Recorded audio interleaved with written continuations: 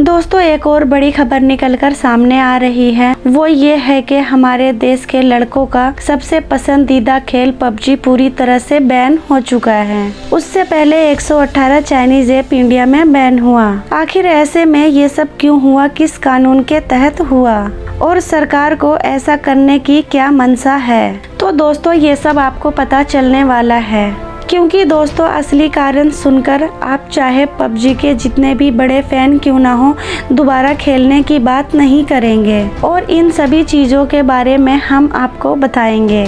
तो दोस्तों आगे बढ़ने से पहले अपील है, अगर आप हमारे चैनल पर नए हैं तो वीडियो को लाइक सब्सक्राइब जरूर करें। दोस्तों ये बात हम सभी लोग जानते हैं कि जून के महीने से ही चीन हमारे देश में घुसपैठ करने की कोशिश कर रहा था। ये सिलसिला काफी दिनों तक चला, लेकिन हद तो तब हो गई जब हमारे भारत के 20 सोल्जर सैनिक शहीद हुए। ऐसे में देश के हर एक नागरिक का खून खौल उठा। लेकिन खून खौलने से ही सब कुछ नहीं होता, क्योंकि हम लोग इस्तेमाल अभी भी वही चाइनीज चीजें कर रहे हैं जो चाइना को डायरेक्टली और इनडायरेक्टली फायदा पहुंचाता है। और इसी वजह से हमारे भारत के सरकार 29 जून को टिकटॉक समेत 59 चाइनीज ऐप पर प्रतिबंध लगाया था। हालांकि तभी से लोग ये सब सोच रहे थे कि क्या पबजी भी बैन हो जाएगा, क्योंकि भले ही इसे चाइना में बनाया ना गया हो, लेकिन चाइना का स्टेक इस ऐप में है। यानी कि पबजी खेलना मतलब इनडायरेक्टली चाइना तक पैसा पहुंचाना ही तो है। और जितना पैसा चाइना हमारे भारत से कमाता है,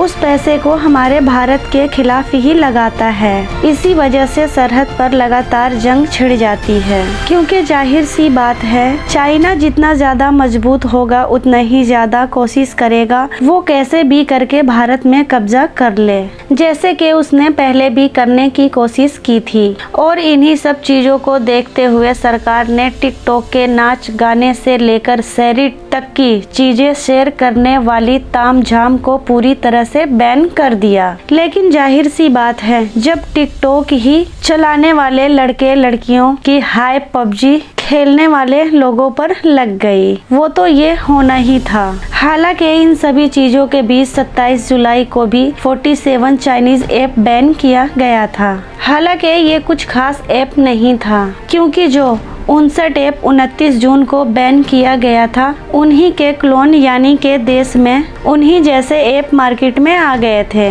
जो तेजी से चल रहे थे। और इस चीज को रोकने के लिए सरकार को वापस 45 ऐप पर प्रतिबंध लगाना पड़ा। और ये सिलसिला यहीं खत्म नहीं हुआ, क्योंकि 5 अगस्त को वापस से भारत में कुछ और चाइनीज ऐप पर प्रतिबंध लगाया गया, जिसमें Xiaomi मोबाइल कंपनी ऐप है और बाइडू जो कि एक तरह से चाइना का ट्विटर है। इन दोनों समेत कई सारे चाइनीज ऐप पर प्रतिबंध लगाया गया। अब आप सोच रहे होंगे कि इतना कुछ हो जाने के बाद पबजी को क्यों निशाना बनाया गया। तो दोस्तों चिंता मत कीजिए, यहाँ पर भारत सरकार ने अपनी मर्जी से ये काम नहीं किया है, बल्कि चाइना ने ऐसा करने पर उन्हें मजबूर किया है। असल में हुआ ये 29 से 30 अगस्त के बीच भारतीय सेना से खबर आई कि वापस से घुसपैठ करने की कोशिश किया जा रहा है। अब जाहिर सी बात है कि जब इस तरह की नौटंकी होगी तो हमारे भारत के सरकार किसी भी तरह की कोई भी सहायता चाइना को नहीं करेगी, फिर चाहे वो पबजी से कमाए गए पैसों की ही सहायता क्यों ना हो।